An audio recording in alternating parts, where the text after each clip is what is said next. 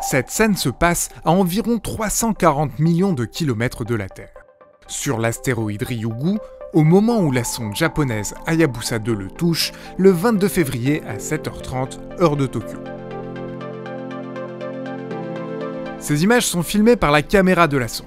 L'agence spatiale japonaise, la JAXA, ne les a diffusées que le 4 mars. Si on regarde bien la vidéo, on peut apercevoir l'ombre de la sonde, ici. Et la voici sur une autre image, prise au moment de sa descente sur l'astéroïde, puis après l'impact, que l'on peut voir ici. Regardons à nouveau la manœuvre. Elle est extrêmement complexe et se déroule en mode automatique. En effet, il est impossible de piloter en direct un engin situé à 340 millions de kilomètres. Ensuite, ce n'est pas un atterrissage. Les responsables ont nommé la manœuvre « Touch and Go », toucher et repartir. Pour le constater, ralentissons ces images pour qu'elles soient à leur vitesse normale. On se rend compte que la sonde se pose quelques secondes.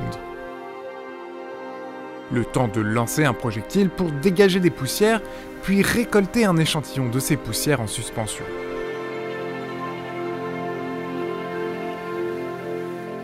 Le projectile utilisé ressemble à une balle. Et voici ce que ça donne quand on le tire dans un laboratoire.